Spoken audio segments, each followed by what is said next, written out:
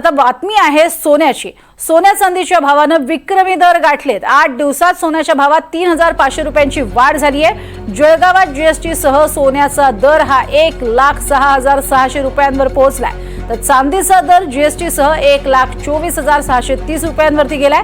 Russia Ukraine यांच्यातल्या युद्धजन्य स्थिती, Donald Trump यांची टॅरिफ बाबतची भूमिका यामुळे सोन्याच्या भावात मोठी वाढ झाली आहे। सोन्याच्या गुंतवणुकीमध्ये वाढ झाल्यानं सोन्या चांदीचे भाव सर्वकालीन उच्चांकावरती गेलेले आहेत, अशी माहिती सराफा व्यावसायिकांनी दिली आहे।